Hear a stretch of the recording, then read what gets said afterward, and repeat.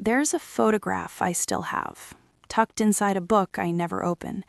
It shows the inside of a refrigerator, completely empty except for a single glowing light bulb and one lonely ketchup packet from a fast food place 6 blocks away. I was 11 when I took that picture. It was day 9. My mother had 21 days left in Europe. But she didn't know about the camera. She didn't know about the journal. And she definitely didn't know that a stack of birthday candles would become the only light I had. My name is Elise, and I'm 24 now. Back then, on a Tuesday in June, my mom handed me a crumpled $20 bill, told me not to be dramatic, and wheeled 2 red suitcases out the door. The sound of those suitcase wheels on the tile is still etched in my memory. Click-clack, click-clack. Then silence. Before I take you deeper into that summer, if this story stirs something in you, maybe something you've never told anyone, take a second to hit that like button and subscribe to Anonymous Confessions. Drop a comment and let me know where you're watching from and what time it is. I read every single one. You need to understand something about my mother, Janine. To the outside world, she was magnetic.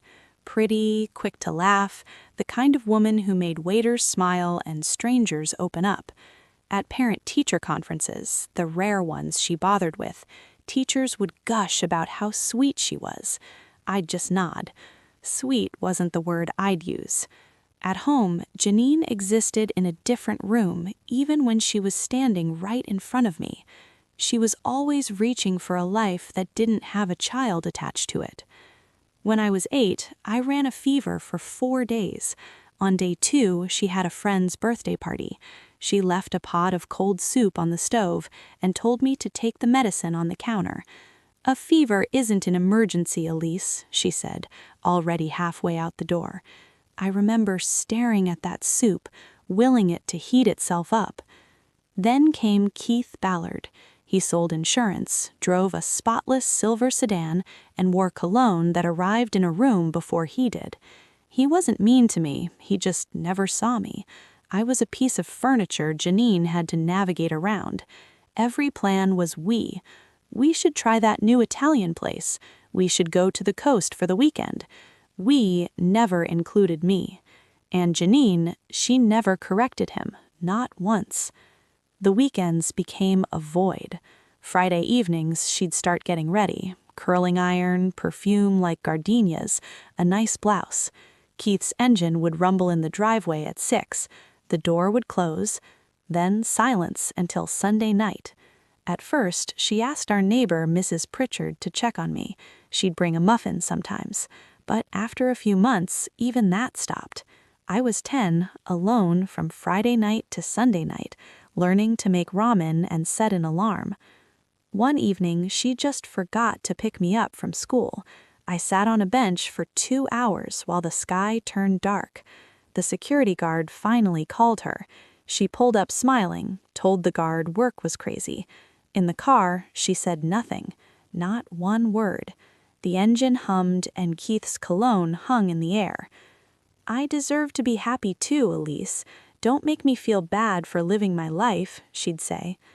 The only warmth I knew came from my grandmother, Ruth Perry. Her kitchen always smelled of butter and rosemary. She bought me my first journal, purple with a butterfly on the cover. Write down the things that matter, even the hard things. But when I turned 9, Janine cut her off. She told me Ruth didn't want to see me anymore. I believed her. I was 9. Years later, I learned the truth. Ruth had tried. She drove to our house 3 times, knocked on the door. Janine just never answered. She intercepted every birthday card.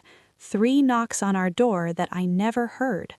The lock on my silence was forged when I was 10.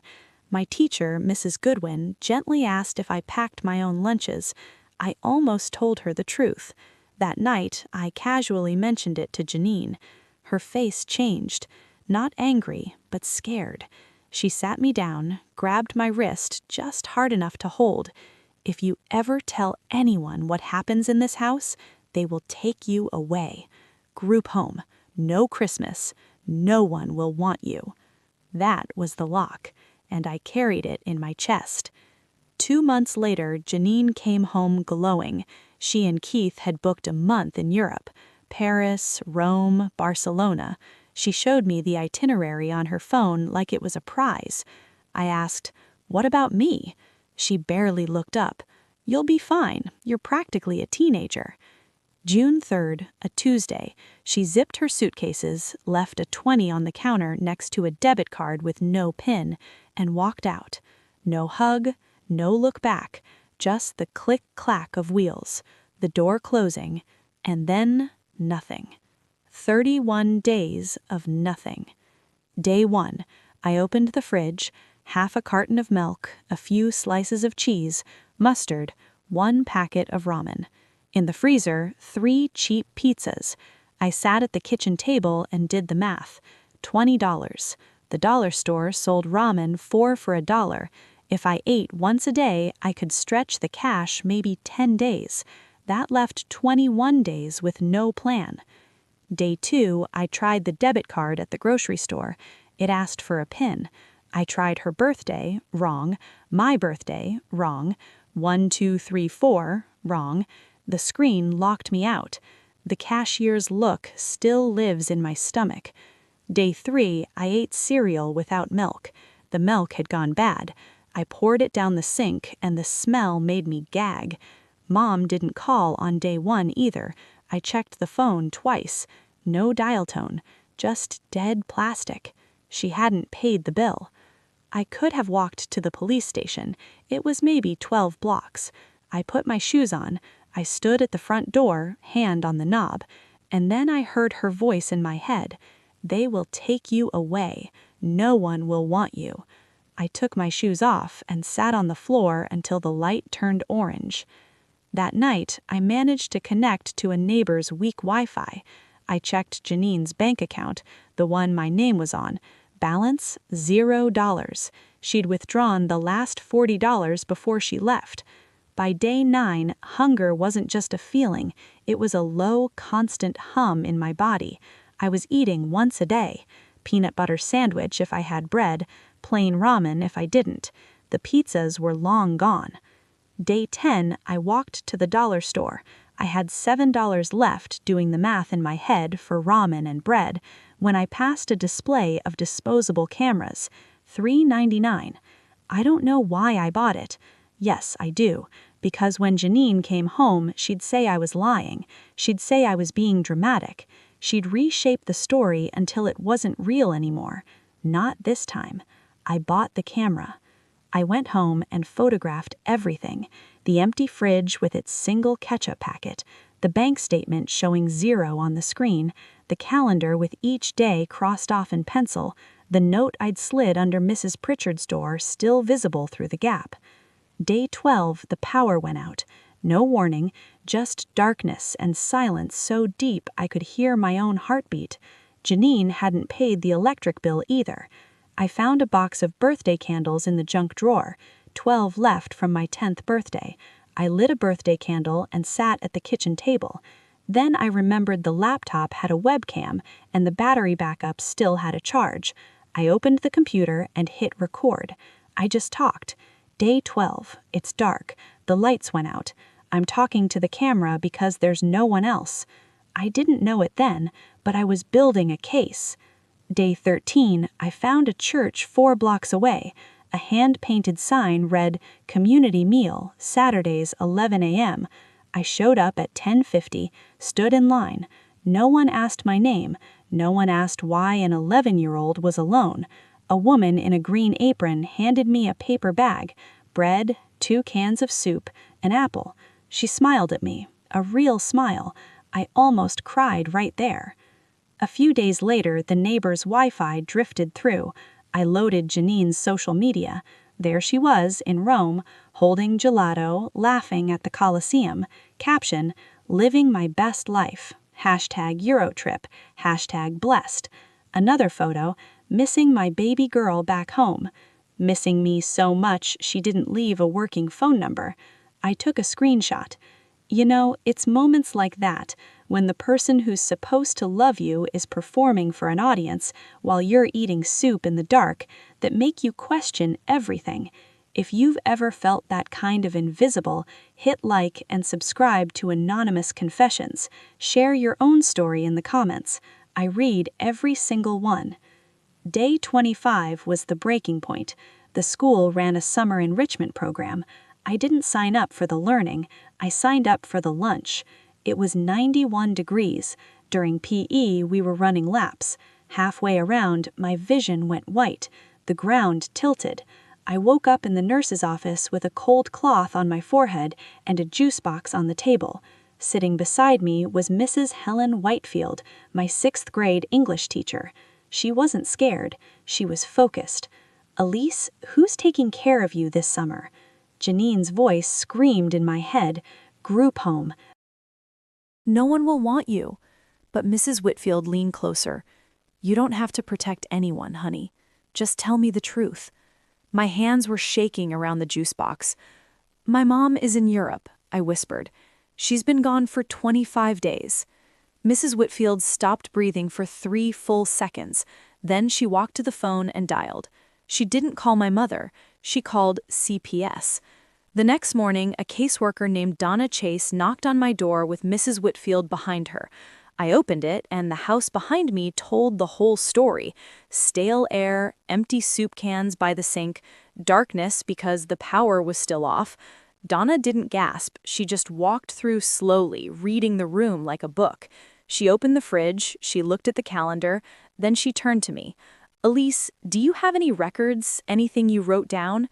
I brought her the journal. She opened it, read the first line, turned the page, read the next. When she looked up, her eyes were red. I showed her the camera. I showed her the webcam files on the laptop. She photographed every page of that journal. Click, click, click. The loudest sound in that house in weeks. Then she knelt in front of me. "Elise, you are not in trouble. You haven't done anything wrong." I nodded, not trusting my voice. Donna made 3 phone calls. Within an hour, she found Ruth Perry. My grandmother lived 45 minutes away. She'd been there for 3 years, ever since Janine cut her off. She'd never stopped trying to reach me. The letters, the cards, the visits, all intercepted. Day 27. I was sitting on the front steps when a blue sedan pulled up. The door opened and a woman stepped out. Silver hair and a low braid, glasses on a chain, a cardigan I remembered when I was small. She saw me and stopped, 1 foot on the curb, 1 in the street. Her hand went to her mouth. She walked toward me slowly, like I might disappear. Then she held me, and I smelled it, butter and rosemary, the same as when I was 6. "I'm here," she said. "I'm not leaving." She signed emergency guardianship papers that afternoon. I packed a backpack, journal, camera, USB drive, 2 changes of clothes. In the car, Ruth handed me a gift bag. "I've been keeping your birthday presents every year," she said. Inside were 5 birthday cards, each for 1 year since I'd turned 9. Each signed, "I love you, Elise. I'm still here." July 4th, Independence Day. Janine's flight landed at 4:17 p.m. I wasn't there, but I know exactly what happened. Donna Chase told me later. Janine and Keith took a cab from the airport, tan, laughing, pulling designer suitcases. She unlocked the front door, walked in, called out, "Elise, I'm home." The house answered with silence. She turned the corner into the kitchen and stopped. Donna was sitting at the table, calm, hands folded on a manila folder. Beside her lay my journal, open. Next to it, a row of photographs, the empty fridge, the calendar, a still from the webcam showing me in the dark, ribs visible. A uniformed officer stood by the back door. "Miss Holt, please come in." Janine's suitcase hit the floor. No, this can't be happening." Then the performance began. Tears on cue. I arranged for my neighbor to check on her. Donna didn't blink. "Mrs. Pritchard was out of state the entire month." Janine shifted. "Elise exaggerates. She's always been sensitive." Donna held up the photo of the refrigerator. "Is this exaggerated?" Janine looked away. "I'm a single mother. I needed a break." The officer spoke quietly. Ma'am, you left a child alone for 31 days with $20 and no phone. That's not a break. Then Donna turned the laptop around and pressed play. My 11-year-old voice filled the kitchen. Day 12. It's dark. The lights went out. The video played for 41 seconds. Janine turned her face away, not from pain, from proof. Donna informed her that a case was opened, child neglect substantiated. Her name would go on the state central registry permanently, visible to any employer in healthcare, education, childcare. Keith, standing in the hallway, went gray. "I didn't know," he stammered. Donna looked at Keith. "Your credit card bought the plane tickets, Mr. Ballard." Keith looked at Janine, then at the floor. In that silence, their relationship cracked like ice on a pond. He hired his own lawyer the next week. The family court hearing was on a Wednesday. I wore a blue polo Ruth had ironed that morning. Janine sat at the defendant's table with a lawyer Keith had paid for before cutting contact. The county attorney read from my journal. Day 1, Mom left. $20. Day 7, I'm scared, but I can't tell anyone. Day 12, no lights. I found birthday candles. I have 4 left. The courtroom was silent. Judge Margaret Haynes looked at Janine over her glasses. "Ms. Holt, do you dispute these entries?" Janine's lawyer whispered to her. "No, Your Honor." The judge nodded. "Then where is the debit card's PIN?" Janine opened her mouth. Nothing came out. The judge paused for weight. "I've been on this bench for 19 years.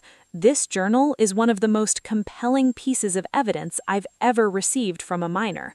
She ruled, full legal custody to Ruth Perry, Janine's custodial rights stripped, supervised visitation only if Elise consented, the neglect finding permanent.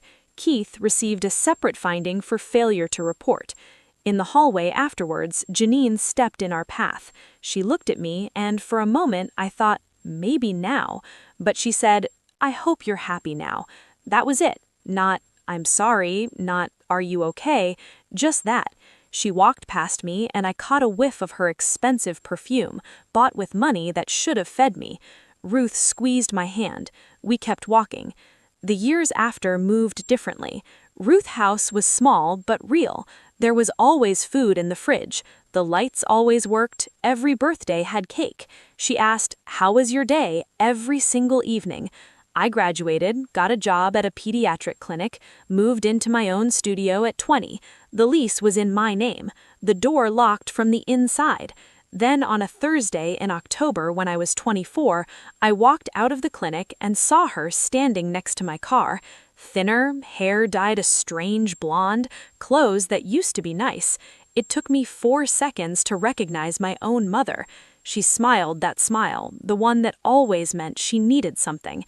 "Hi, baby, you look so grown up." I stopped. My keys bit into my palm. She tilted her head, softened her voice. "I need your help with something."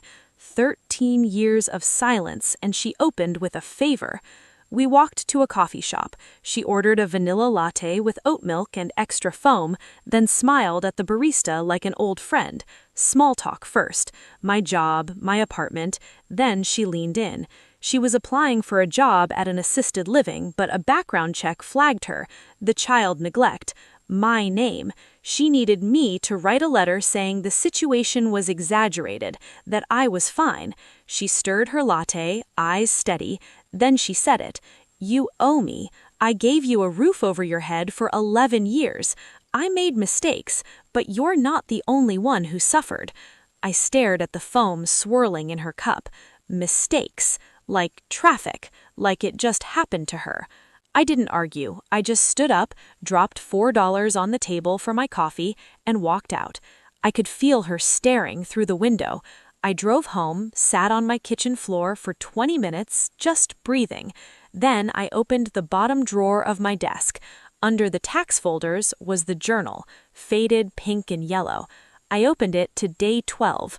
No lights. I found birthday candles. I have 4 left. She wanted me to say the truth was exaggerated. The text started the next day. "I just want to talk. You can't ignore me forever." She called Ruth crying, saying I was cruel. She even messaged my coworker on Facebook. Please tell my daughter to call me. I don't know what I did wrong. I stared at that message. The words sat in my chest like a splinter. Part of me whispered, just sign the paper, it's easier. But I went home and opened the journal again. It still mattered. I called the legal aid clinic at my old community college. An attorney named Paul Beckett listened to everything. He drafted a cease and desist letter. I asked him to add a paragraph. I will not sign any document to expunge your record. That record exists because of choices you made. I was 11. I did not choose to be left alone. I will not choose to erase the truth now.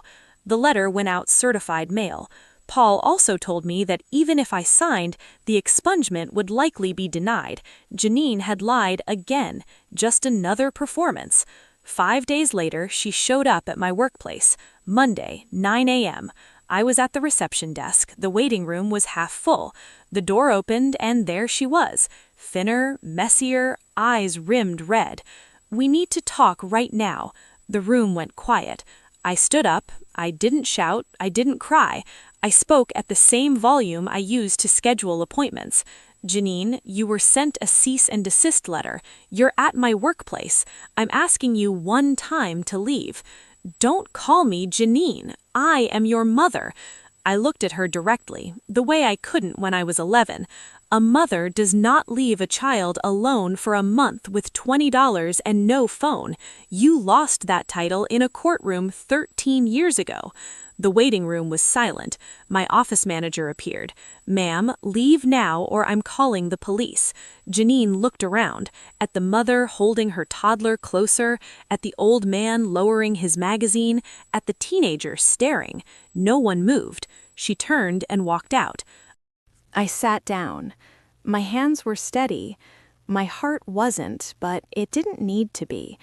The truth is loud enough when you stop whispering it. An officer came, took my statement, filed the violation. If she contacted me again, I could get a restraining order. She didn't. Instead, a letter came to Ruth's house 3 weeks later. Handwritten, my name in loopy cursive. Dear Elise, I know I made mistakes. I wasn't perfect. I hope one day you'll forgive me. P.S. If you could reconsider the letter about my record, I'd really appreciate it. She signed it in lipstick. Even her apology was a performance. I folded it, placed it in the drawer next to the journal. More evidence she handed me voluntarily. That was months ago. It's a Saturday morning in October now. I'm sitting in my studio apartment with a cup of coffee, almost too hot to hold.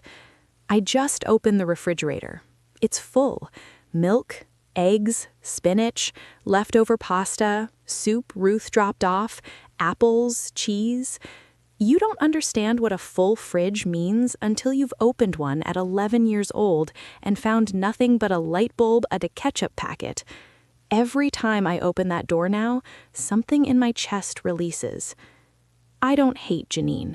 Hate takes maintenance I'm not willing to give. I just don't make room for her anymore. Not in my house, not in my head. Ruth and I have dinner every Sunday. She's 72 and still tends her tomato garden. She still asks how my day was. She still tapes things to her fridge. Last month, a thank you card I gave her just because. I work at the clinic. I file charts. I help parents check in their kids. Sometimes a mother walks in looking overwhelmed and scared, and I give her a warm smile and say, "Take your time, we're in no rush." Because I know what it looks like when a child is watching to see if the adults around them are paying attention. Ruth once told me, boundaries aren't walls to keep people out, they're doors where you hold the key. I think about that a lot. If you're listening and this feels familiar, if you were the child in the dark house, or if you're the adult still afraid of being called selfish for saying no, I want to tell you the same thing Mrs. Whitfield told me. You don't have to protect anyone right now. Just tell the truth. My refrigerator is full. My phone works. My door has a lock that only I control.